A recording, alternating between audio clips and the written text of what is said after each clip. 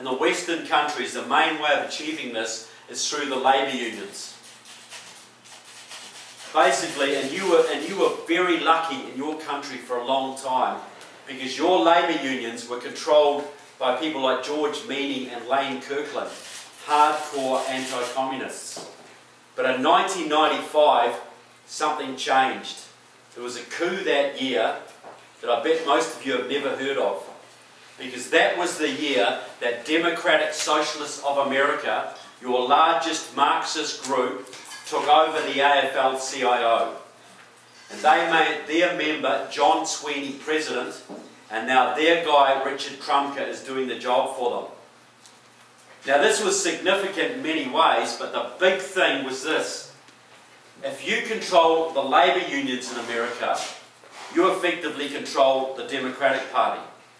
Because there's hardly an elected Democrat at any level in this country who does not owe his job to the unions. For money, for manpower, for get out the vote, even vote fraud. The unions run it all. These guys don't spit in the face of the people who put them into power. If they say, do this, promote this policy, or pass this legislation, or put this candidate forward, they jump. So the process is simple. The Marxists set a policy. It might be normalisation of relations with Cuba, or socialisation of student loans, or green jobs. The Marxists set a policy. They make it labour union policy, and the unions turn it into Democratic Party policy.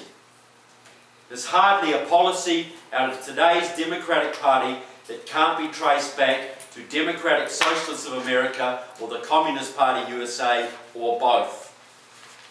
It's how they do it, folks. Leverage. But what about some concrete examples? You know, it's a bit airy-fairy right now. That's a New Zealand term, by the way. Waffly, ethereal, airy-fairy.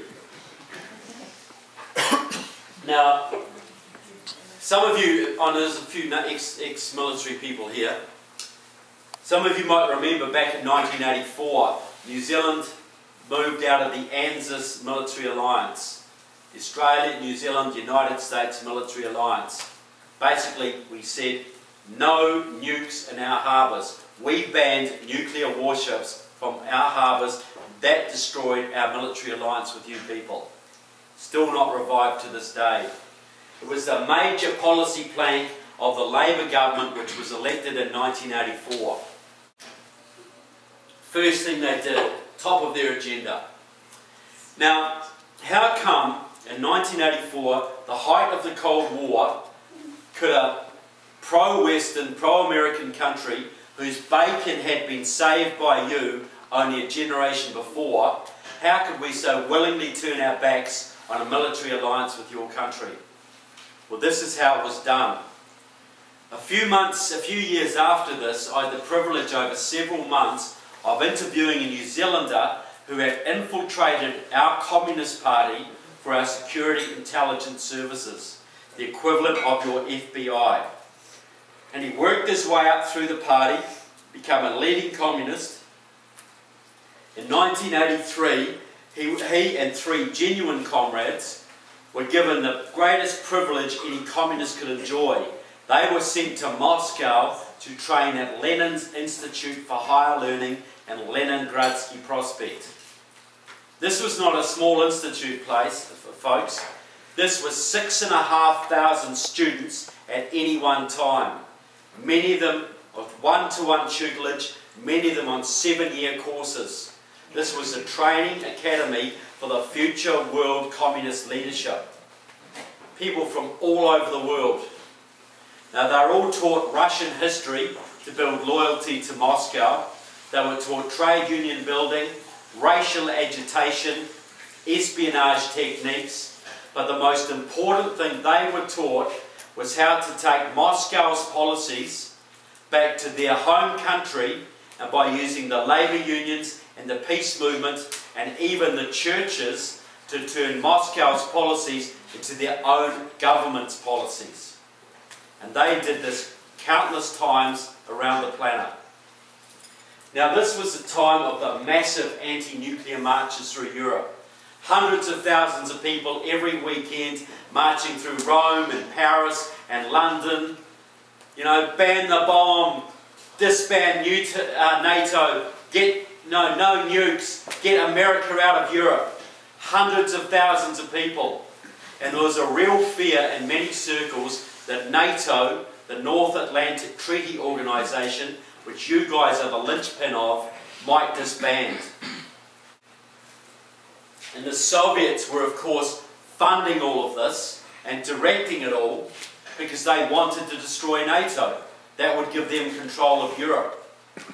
And I'll tell you straight, in 1983, just like in 2014, your military and your military alliances are Moscow's #1 target. Nothing's changed. Because Moscow knows that if they can take your military down, they and their Chinese and Iranian and Cuban friends run the world. Nothing stands in their way. Now Mr. Obama, who has worked with pro-Soviet Marxists his entire life, like Frank Marshall Davis and Alice Palmer in Chicago, who used to be a member of the World Peace Council, went to the Soviet Union many times. Mr. Obama wrote his thesis at Columbia on nuclear disarmament. Mr. Obama is loved by Vladimir Putin. Despite this little spat over Syria, Putin loves Obama because no one has done more to destroy your military than anyone. Even the Clintons were eclipsed by Obama, even Jimmy Carter. Obama is destroying the morale and the materiel that keeps your military strong. The most significant thing that Mr. Obama said during his entire term of office was when he was off mic in South Korea talking to then Russian President Dmitry Medvedev. Mr. Medvedev, when I get re-elected, I'll have more flexibility to deal with you. Yes, said Medvedev, I understand. I will pass your message on to Vladimir. We are with you. Damn right he's with them.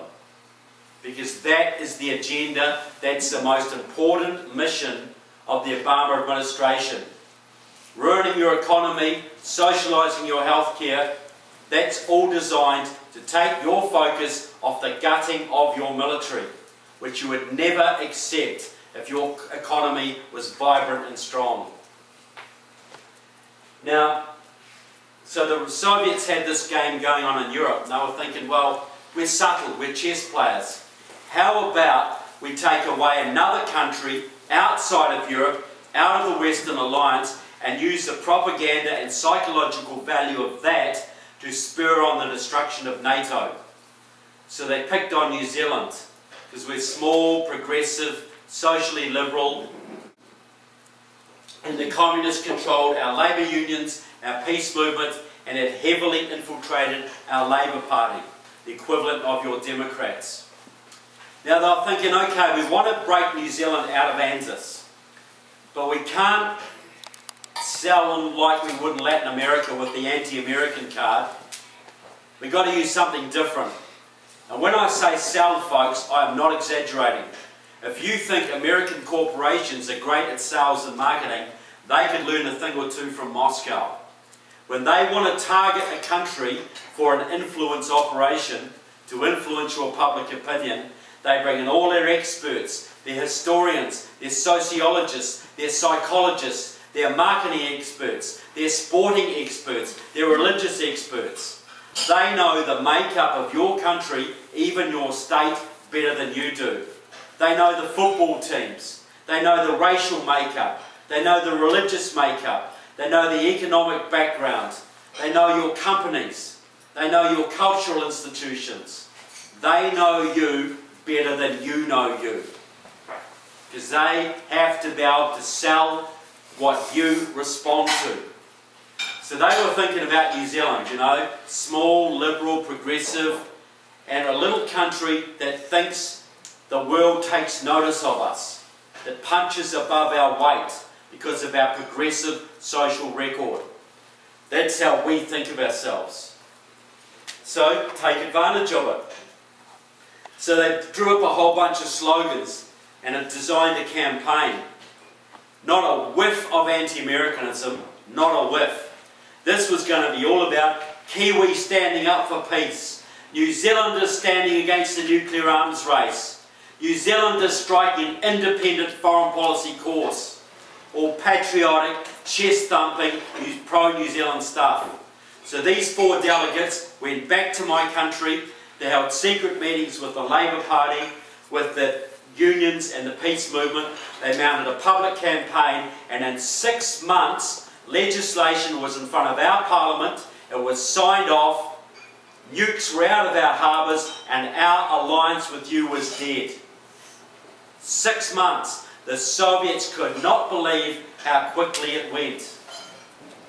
And I'll tell you, you talk to any New Zealander today, how about that anti-nuclear thing back in the 80s? What do you think of that?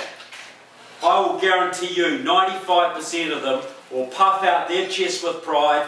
They'll say, yeah, we did it. We stood up for peace. We stood against that damn arms race. Be so proud. And hardly one of them in 4 million people has any idea that those policies they so love were designed by the KGB at Lenin's Institute for Higher Learning.